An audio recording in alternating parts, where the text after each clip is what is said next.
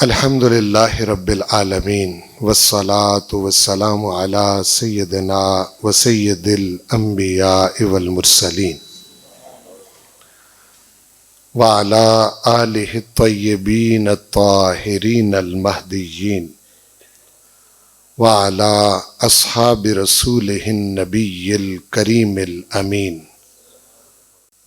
اما بعد اعوذ باللہ من الشیطان الرجیم بسم اللہ الرحمن الرحیم لا اقسم بہذا البلد وانت حل بہذا البلد ووالد وما ولد لقد خلقنا الانسان فی کبد ایحسب ان لن یقدر علیہ احد صدق اللہ مولانا العظیم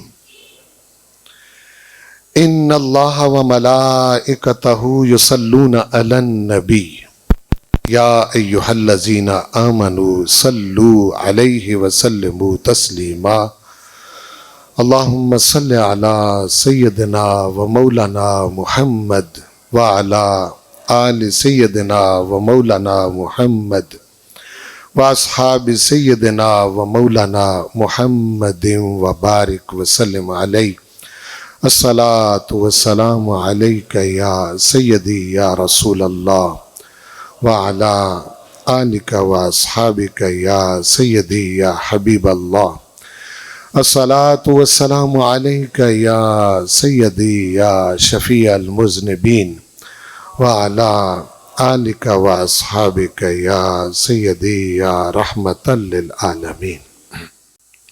مالک کریم اپنے محبوب کریم صلی اللہ علیہ وآلہ وسلم کے توسل اور تصدق سے مجھے اور آپ سب کو اس ماہ مبارک ماہ رمضان المبارک کے ذوق اور شوق کے ساتھ روزے رکھنے کی توفیق نصیب فرمائے اور روزے کا مقصد سمجھنے کی توفیق نصیب فرمائے۔ میں نے آج کے جمعۃ المبارک میں سورۃ البلد کی آیات تلاوت کرنے کی سعادت حاصل کی ہے، اور اس سے میرا مقصود اس ماہ مبارک میں جو سب سے زیادہ اہم پیغام ہے وہ آپ کے گوش گزار کرنا ہے۔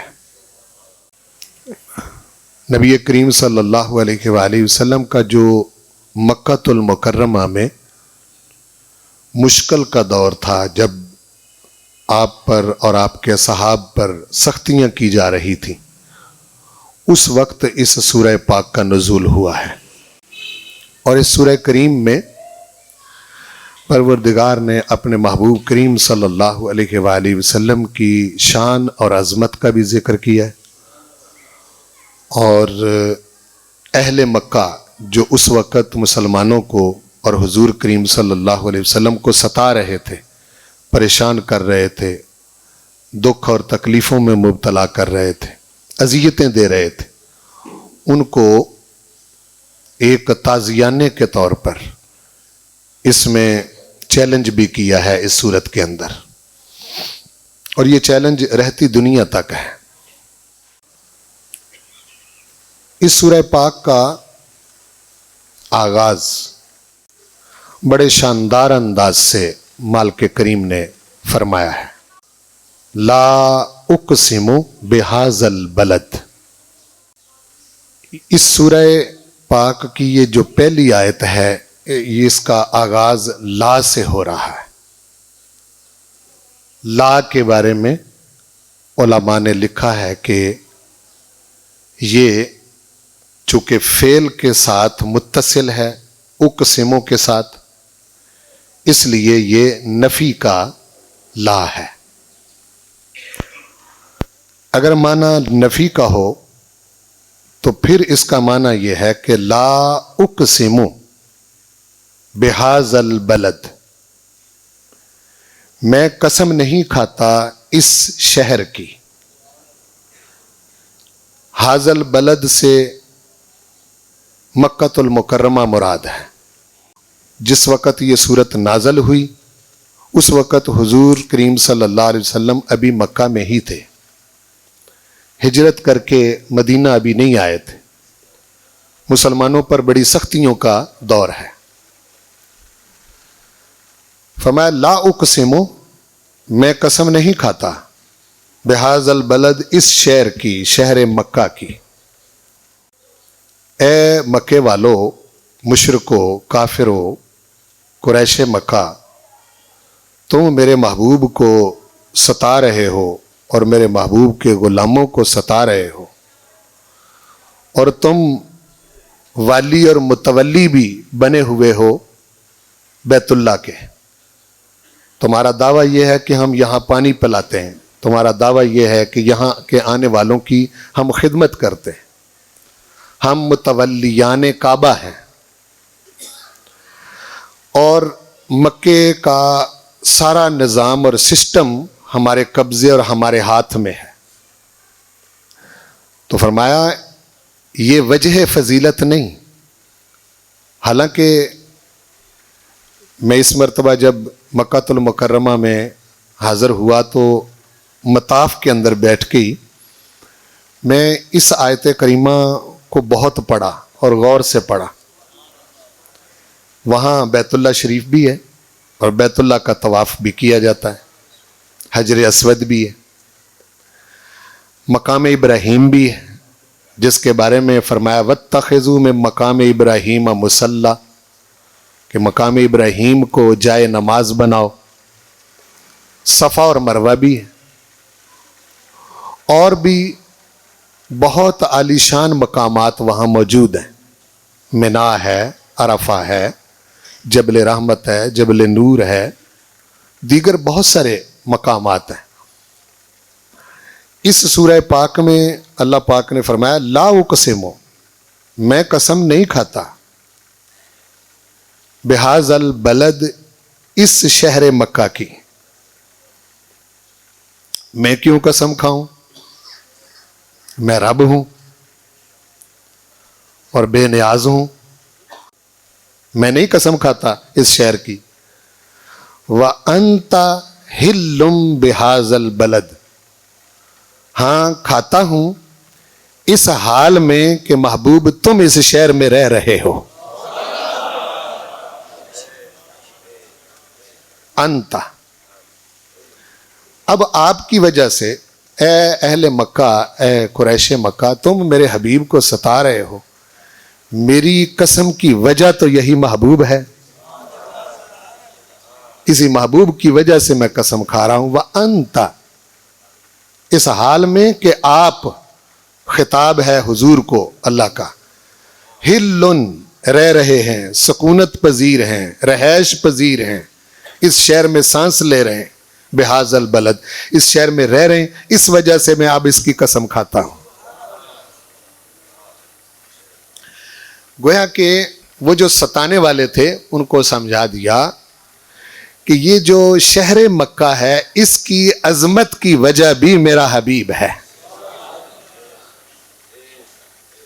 आम तौर पर जो मक्कातुल मुकर्रमा और मदीनतुल मुनव्वरा जाते हैं लोग, वो मक्का को बाज़ औक़ात अफजल, बाज़ औक़ात मदीना को अफजल, और इनके दरमियान मरातब का फ़र्क बयान करते रहते हैं।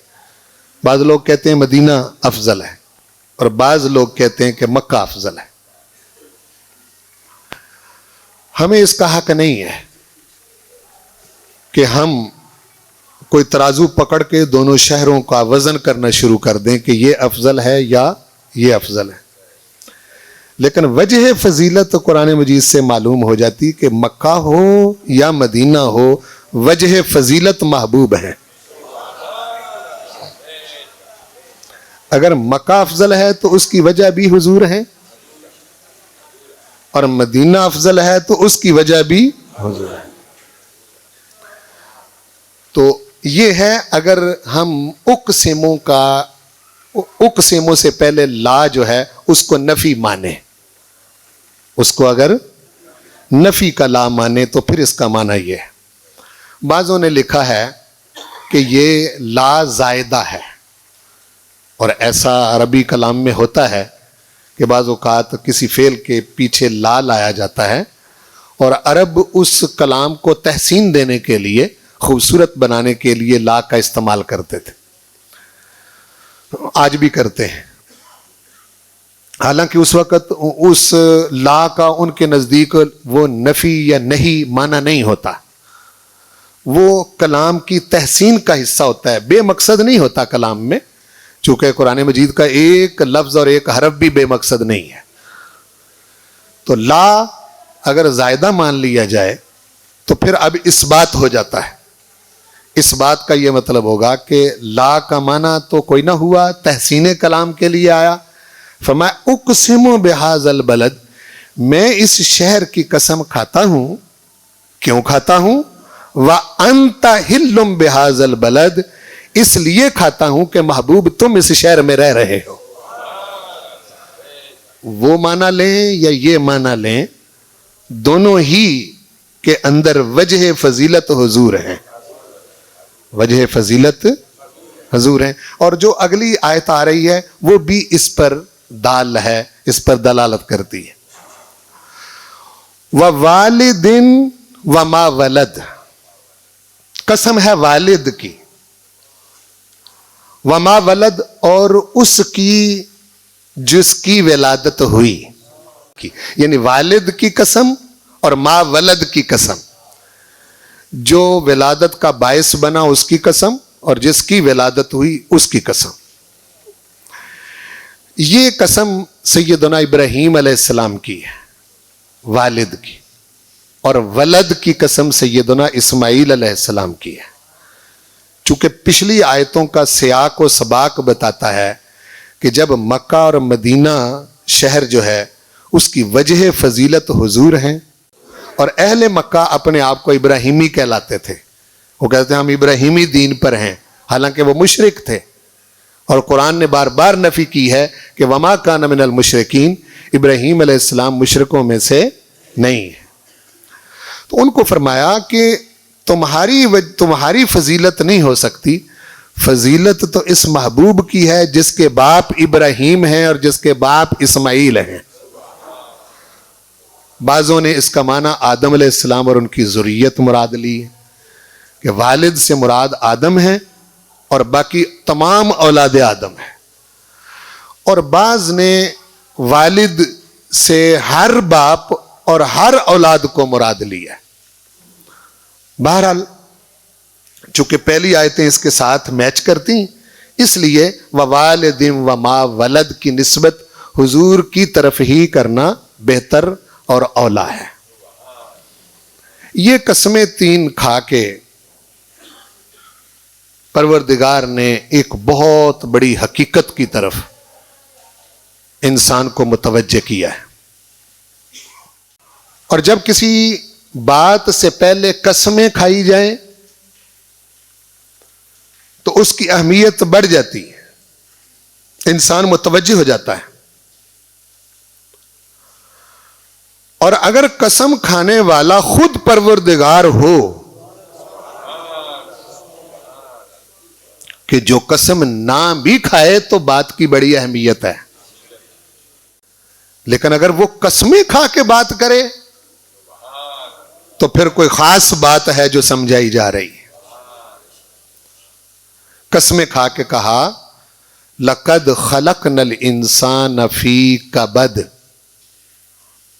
لامبی تاکید کا قد برائے تحقیق، بلا شک و شبہ، یعنی اس میں کوئی شبہ نہیں. خلقنا، ہم نے پیدا کیا، الانسان، انسان کو، فی کبد، مشقت میں. کبد کا معنی کیا ہے؟ مشقت. کبد کا تعلق عربی زبان میں اصل میں جگر کے ساتھ ہے.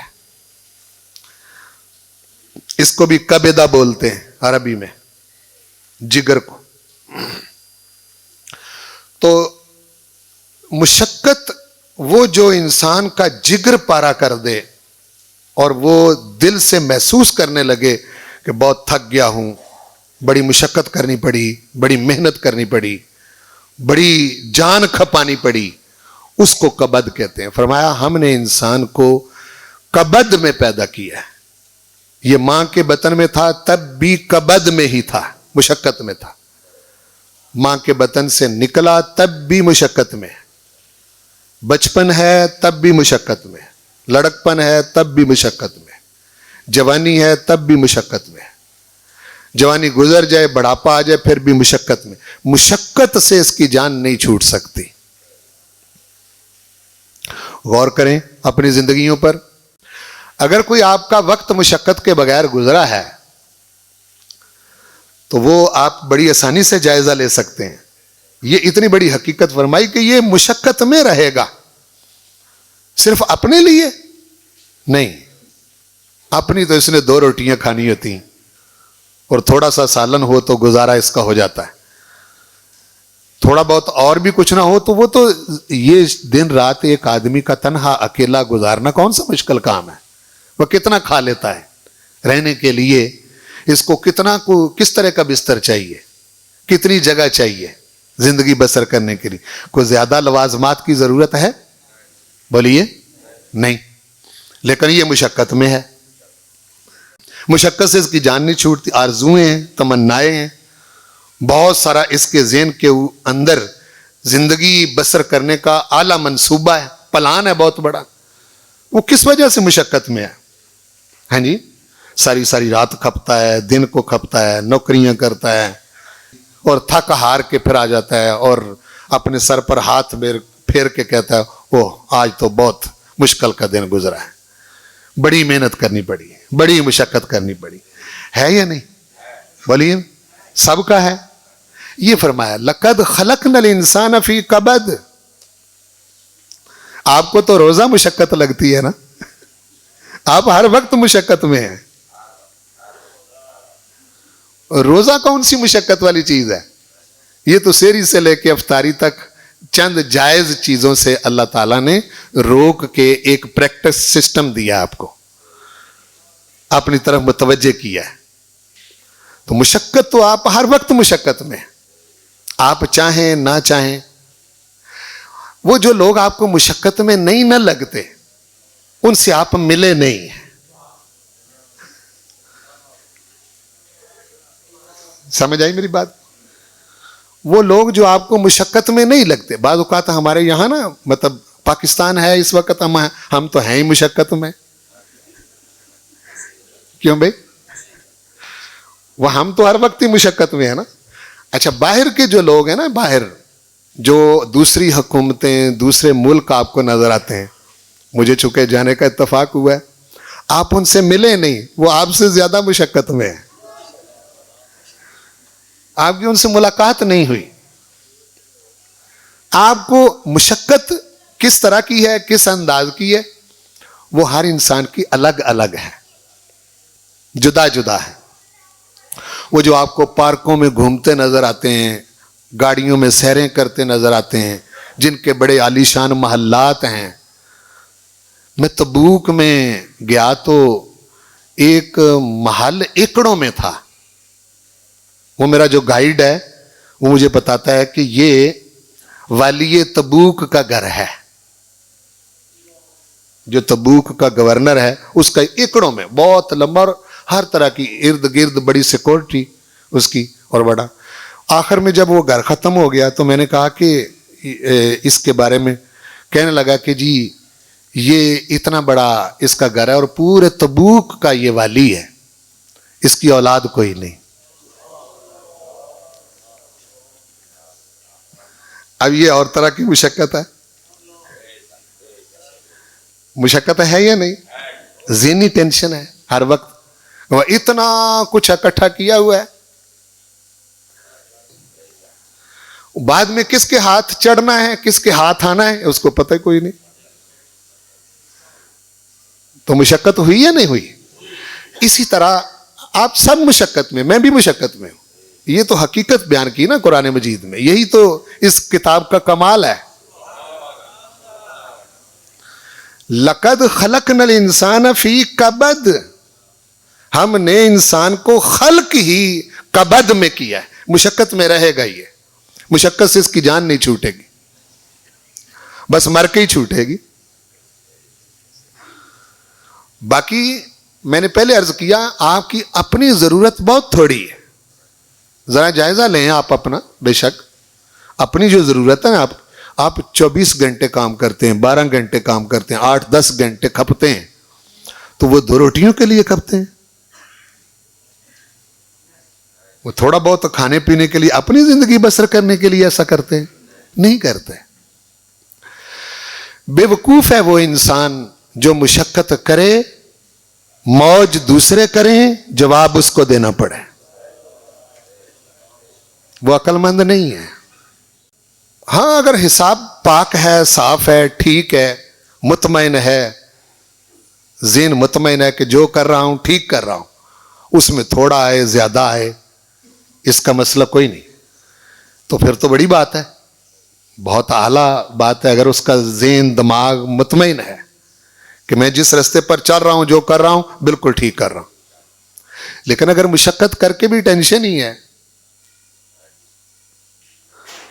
ہاں جی، جو آ رہا ہے ٹھیک نہیں، جس طرح سے جا رہا ہے ٹھیک نہیں، جو ہو رہا ہے ٹھیک نہیں، اگر ذہن مطمئن نہیں اپنا، مفتیوں نے آپ کو کیا کہنا ہے، علماء نے آپ کو کیا کہنا ہے، دانشوروں نے، سیانے سمجھدار لوگوں نے آپ کو کیا سمجھانا ہے؟ آپ خود اپنے مفتی ہیں، بہت زبردست قسم کا آپ کا احتسابی نظام اللہ نے آپ کے ذہن کے اندر رکھا ہوا ہے، آپ خود اپنا جائزہ لے سکتے ہیں، بڑی آسانی سے لے سکتے ہیں۔ کیوں جی مشکل ہے؟ نہیں، کوئی مشکل نہیں، اور اتنا فاسٹ کمپیوٹر آپ کے اندر فٹ کر دیا اللہ تعالیٰ نے کہ اگر آپ 60 سال کے بھی ہو گئے، ایسے نظر جھکائیں، یہ کمپیوٹر 1 سیکنڈ کے اندر 60 سال کا حساب آپ کے سامنے لا کھڑا کرتا ہے، یہ ہوا ہے صاحب، یہ کیا ہے آپ نے۔ تو لقد خلقنا الانسان فی کبد، ہم نے انسان کو خلق کیا ہے کبد میں۔ کبد کا کیا معنی؟ مشقت ہے، مشقت مشقت مشقت، دن رات کی مشقت، اور جس وقت مشقت کر کر کے آخر میں جا کے کھڑا ہوتا ہے تو جس خاطر مشقت کی تھی وہ کوئی شے ہاتھ میں نہیں رہتی، کوئی شے پاس نہیں رہتی۔ فرمایا مشقت کرتا رہتا ہے، اَيَحْسَبُ أَن لَّن يَقْدِرَ عَلَيْهِ أَحَدٌ، کیا انسان یہ خیال کرتا ہے کہ اس پر کوئی ہرگز قدرت نہیں رکھتا؟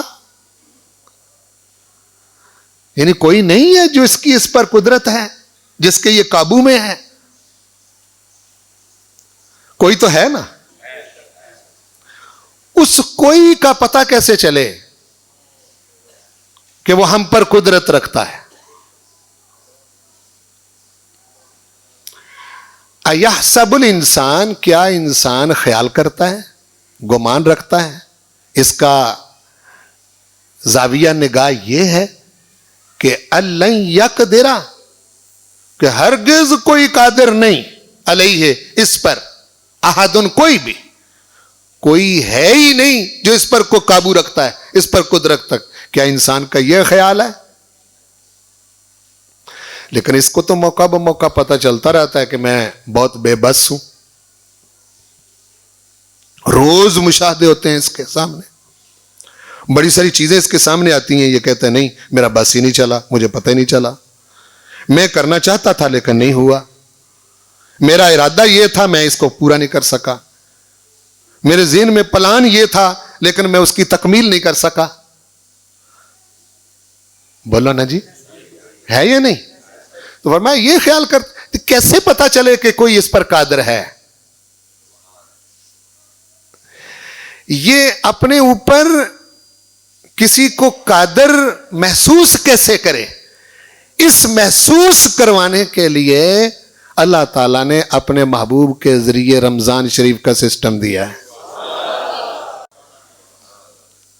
روزہ رکھ کے دیکھ لو کہ تمہارے اوپر کوئی قادر ہے یا نہیں. کیوں بھائی؟ روزہ رکھو اور پتہ کرو کوئی ہے جو تمہیں دیکھ رہا ہے.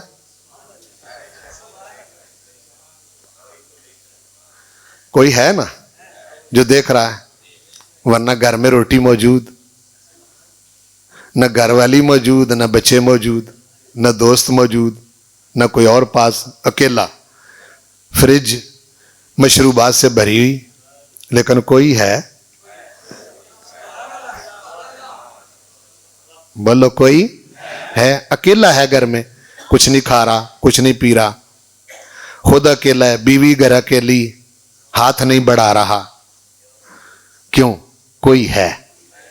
کوئی ہے جس کا اس کے اوپر پیرا ہے، جس کا اس کے اوپر یہ ہے وہ پیرا، جو رمضان کے ذریعے اگر بندہ اس پیرے کو محسوس کر جائے، اس بندے کو جہاں مرضی بٹھا دو، صدر بنا دو، وزیر اعظم بنا دو، وزیر اعلیٰ بنا دو، ہاں جی، کسی ایگزیکٹو سیٹ پر بٹھا دو، جہاں مرضی بیٹھ جائے. اگر اس کو یہ پتا ہو اس سیٹ پر بیٹھے ہوئے کہ کوئی ہے جس کا پیرا ہے،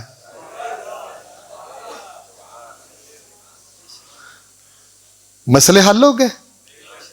بولو نا، بے ایمانیاں کیوں ہیں؟ سارا سسٹم نظام خراب کیوں ہے؟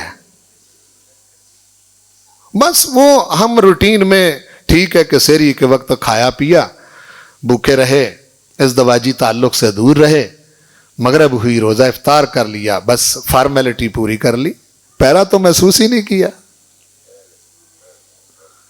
پیرا محسوس کرے تو کسی پر ظلم کرے ہی نہ. جب کسی پر زیادتی کرتا ہے اس وقت کسی اور کا پیرا ہوتا ہے. جب کسی کا حق مارتا ہے اس وقت کوئی اور دیکھ رہا ہے، اسے وہی دیکھ رہا ہے. روزے کی حالت میں لا کے دیکھو حضور کریم صلی اللہ علیہ وسلم نے اپنی امت کی کس کمال کی تربیت فرمائی ہے. باپ ہو تو تمہارے اوپر ایک پیرا ہے، استاد ہو تو تمہارے اوپر ایک پیرا ہے، افسر ہو تو تمہارے اوپر ایک پیرا ہے، حکمران ہو تو تمہارے اوپر ایک پیرا ہے. پیرا ہی تو چھوڑ چکے، پیرا ہی محسوس نہیں کرتے، جس وجہ سے یہ سارے کا سارا گلستان اجڑا ہوا ہے. پیرا محسوس کریں تو یوں نہ ہو. دیکھو کس طرح کے جگادری کھلاڑی کس طرح کے کام کر رہے ہیں، اور بالکل موت کے کنارے پر پہنچے ہوئے ہیں. زیادہ بیت گئی، زیادہ گزر گئی، تھوڑی سی رہ گئی، وہ بھی بس پٹھے کھا کے گزارا کر دینے پہ. وہ جو رہ گئی ہے وہ بھی پٹھے کھا کے، انسانوں کی خوراک نہیں، جانوروں کی خوراک کو، چونکہ انسانوں کی خوراک سے ڈاکٹروں نے منع کیا ہے. آپ نہیں کھا سکتے جی، اب آپ میٹھا نہیں کھا سکتے، اب آپ گوشت نہیں کھا سکتے، ورنہ آپ مر جائیں گے. مر پھر بھی جاتے ہیں. وہ پیچھے ایک موقع بنا جس وقت وہ زرداری نے نا وہ سارے اکٹھے کیے بندے اپنے گھر میں. وہ میرا مقصد کسی پر تان کرنا نہیں، لیکن میں باتوں کو اور انداز سے لیتا ہوں اور سوچتا ہوں. وہ سارے اس نے اکٹھے کیے اپنے ساتھ لگانے کے لیے، ان کو مال بھی دیا اور کھانے بھی تیار کیے، بہت زیادہ کھانے تیار کیے. تو وہ صحابی پوچھتا ہے، وہ کھانا زرداری صاحب کے لیے الگ آیا، الگ ٹرے پر، اس میں وہ دوسروں والا کھانا نہیں تھا. ہاں جی، وہ پھیکا تھا، نہ اس میں نمک، نہ اس میں کوئی مطلب یہ کہ مٹھاس، اور ساتھ تھوڑے بہت وہ پٹھے. تو وہ صحابی پوچھتا ہے، کہتا ہے جی یہ صاحب کے لیے آپ نے اتنے ایم پی ایم این اے اکٹھے کیے ہیں، تو ان کے لیے آپ نے اتنے اعلیٰ کھانے پکائے ہیں، تو آپ اس میں سے آپ نے وہ کہتے ہیں یہ میں کھا نہیں سکتا، ہوس دیکھ لیں، سمجھ رہے ہیں بات کو؟ ہاں یہ ہے چیز۔ پیرا تو ہم محسوس نہیں کرتے، روزہ تو رکھ لیتے، پیرا نہیں محسوس کرتے۔ جو روزہ رکھ کے فحش فلمیں دیکھ رہا ہے وہ پیرا محسوس کر رہا ہے، جو روزہ رکھ کے گانے سن رہا ہے وہ پیرا محسوس کر رہا ہے۔ روزہ رکھا ہوا ہے، بے ایمانیاں چل رہی ہیں، پیرا محسوس ہو رہا ہے، رشوت بھی لی جا رہی ہے، حرام خوری بھی ہو رہی ہے، ہاں جی سارا کچھ ہو رہا ہے، وہ پیرا محسوس ہو رہا ہے۔ پیرا تو محسوس نہیں، بس وہ فارمیلٹی ہے کہ ٹھیک ہے سحری کے وقت روزہ رکھا ہے، کھایا بھی ہے، اور مغرب کے وقت تک اس رکھنا ہے۔ وہ بھی بڑا عجیب قسم کا سسٹم ہے، رولا شروع ہو جاتا ہے، رمضان بڑا مشکل ہے، بڑا مشکل رمضان ہے، مہنگائی اتنی ہے، کھانے پینے کی کوئی شے میسر نہیں، ہاں جی رمضان کے روزے میں بھی کھانے پینے کی فکر ہے، رکھنا روزہ ہے اور فکر بولو چپ کر گیا تسی،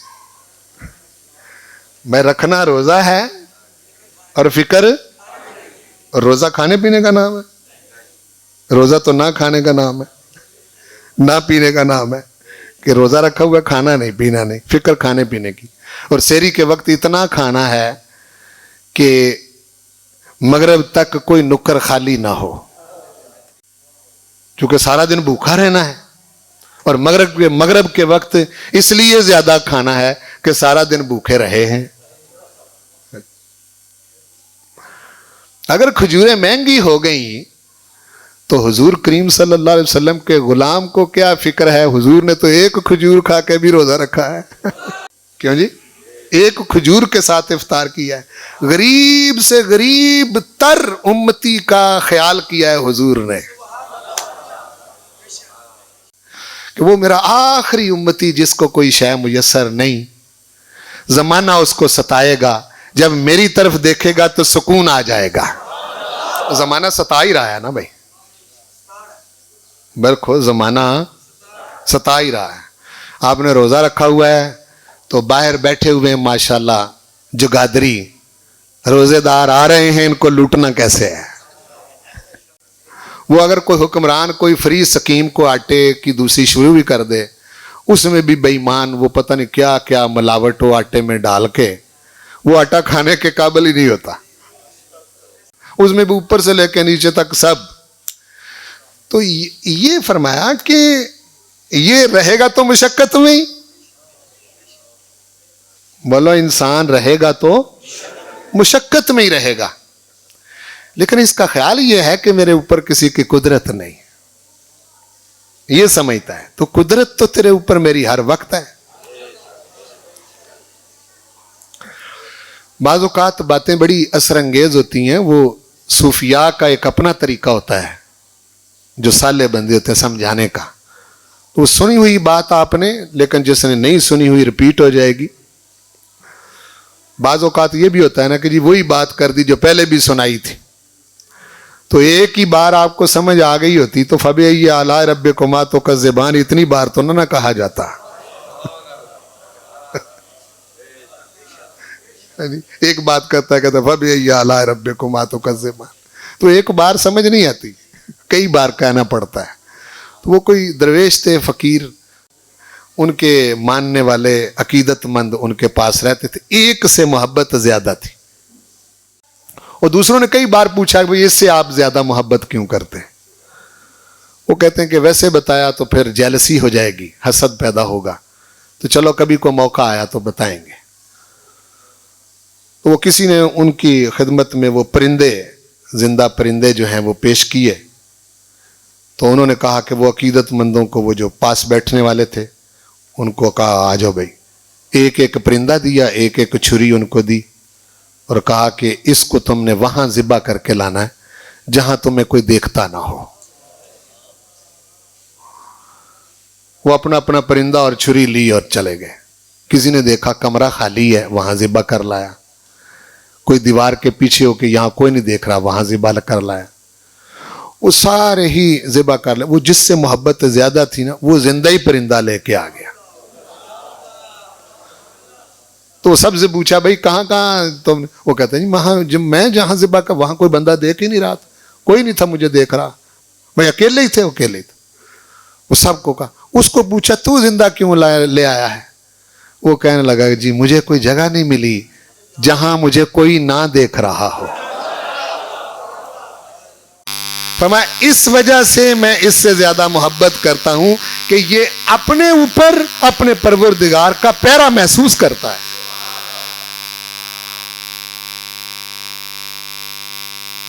تو بندہ وہ ہوتا ہے جو کسی کے پیرے میں ہو, جو کسی کے پیرے میں ہو. اور اللہ تعالی کا ہر وقت بندے کے اوپر پیرا ہے, اور پیرا بھی کوئی معمولی نہیں. جس کا پیرا ہے نہ اس کو اونگ آتی ہے, لا سنۃ ولا نوم, نہ اس کو نیند آتی, ہر چیز سے واقف ہے, ہر چیز سے باخبر ہے, بہت بڑا پیرا ہے. ہمارے آقا کریم صلی اللہ علیہ وسلم کا کمال ایک یہ ہے, میں رات نماز تراویح کے بعد بھی دوستوں کو بتایا, اور یہ بڑی پرلطف بات ہے کہ سب علماء کے نزدیک تقریباً یہ بات طے ہے کہ ہمارے آقا محمد رسول اللہ صلی اللہ علیہ وسلم نے سر کی آنکھوں سے اللہ کا دیدار کیا ہے. تو اس سے بھی پتہ چلتا ہے کہ آپ جس طرح اپنے رب کی ذات سے واقف تھے اس طرح کا واقف کائنات میں اور کوئی دوسرا ہو ہی نہیں سکتا جتنا حضور رب کو جانتے تھے. بولیے ایسے ہی ہے نا؟ ہاں, چونکہ موسیٰ علیہ السلام کے حوالے سے آتا ہے کہ انہوں نے عرض کی تھی کہ پروردگار مجھے اپنا آپ دکھا, تو آواز آئی تھی لن ترانی, تو مجھے ہرگز نہیں دیکھ سکتا, ہرگز نہیں دیکھ سکتا. تو حضور کریم صلی اللہ علیہ وآلہ وسلم کا رتبہ سارے نبیوں رسولوں سے افضل ہے, اس میں تو کوئی شبہ نہیں نا, ہے جی. جتنا سارے نبیوں نے جانا وہ سارا حضور نے جانا, بلکہ ان سے بڑھ کے جانا.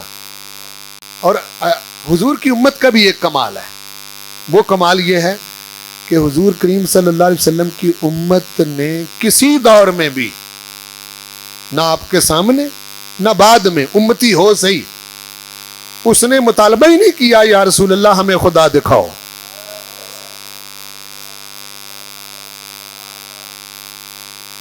بولیے بھائی, اتنے لوگ آپ بیٹھے ہوئے ہیں, اللہ کو سجدہ کرتے ہیں, اس کی نماز پڑھتے ہیں, کبھی آپ کے ذہن میں آیا ہے؟ کبھی ایسا ہوا ہی نہیں. حضور کریم صلی اللہ علیہ وسلم کی امت کا بھی یہ کمال, چونکہ پیچھے امتیں گزر چکی تھیں جنہوں نے یہ کہا تھا لن نؤمن لک حتی نری اللہ جہرۃ, موسیٰ نہیں ایمان لائیں گے تجھ پر جب تک خدا کو کھلم کھلا نہ دیکھیں. 1,24,000 یا کم و بیش صحابہ ہوئے, کسی ایک صحابی نے بھی کبھی بھی حضور سے نہیں کہا یا رسول اللہ پہلے خدا دکھاؤ. نہیں, انہوں نے اللہ کو مانا حضور کے کہنے سے. اس ذات کو دیکھنے کے لیے اس طرح کی آنکھ چاہیے, جتنا بڑا جلوہ ہے, جتنا بڑا جلوہ ہے اس لیول کی آنکھ چاہیے. وہ آنکھ حضور کے سوا کسی کے پاس ہے ہی نہیں, نبی و رسولوں کے پاس نہیں.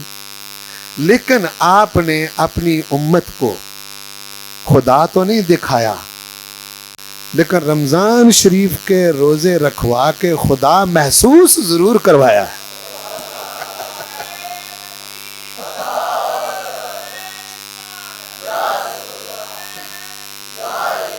کیوں بھائی؟ خدا محسوس, جس وقت روزہ رکھا ہوا تھا محسوس ہوتا ہے نا کہ کوئی ہے. آپ وضو کر رہے ہوتے ہیں تو آپ کلی کرتے ہیں, وضو میں کلی کرتے ہیں, تو 1-2 گھونٹ آپ اندر لے جائیں تو کسی ارد گرد کے والے بندے کو پتہ چلتا ہے نہیں جلتا، لیکن آپ کوشش کر کے بھی وضو میں کلی کرتے ہوئے کوشش کرتے ہیں کہ کوئی قطرہ حلق میں نہ چلا جائے. کیوں؟ اس لیے کہ کوئی دیکھ رہا ہے.